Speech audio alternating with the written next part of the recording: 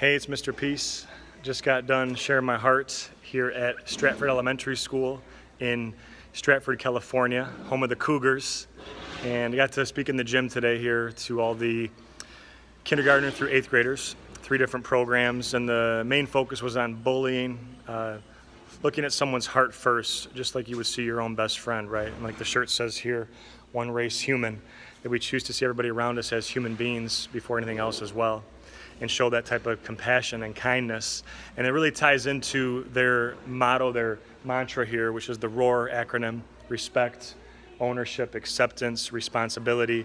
And the focus for today really tied into the first R of respect, which is self, others, property. But really, that once we have that self-love and we truly buy into that, that we can then go out and show that love to someone else that's in need. And there's so many people that need this human kindness. We spoke on how hurt people, which is a choice in our heart, that if something's hurting us, many times the easy thing to do is to go push that pain on someone else by treating them poorly. But that's not the right thing to do. The right thing to do is to still show kindness and to still have the courage to stand up for what's right and still choose love.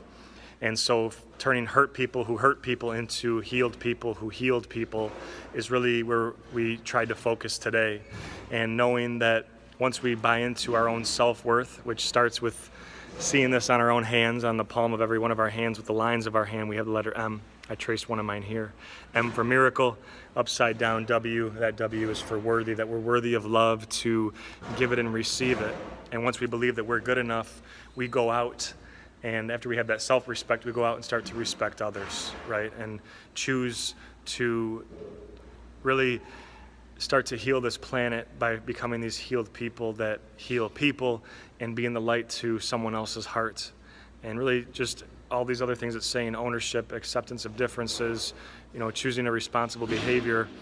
It does tie into what I was trying to hammer home today, and the concepts that I got to share that deal with really having this unconditional love without any conditions, that we see everyone around us like you see your best friend, that our heart is big as our fist. If we can let enough love enter here, we can turn that into this peace.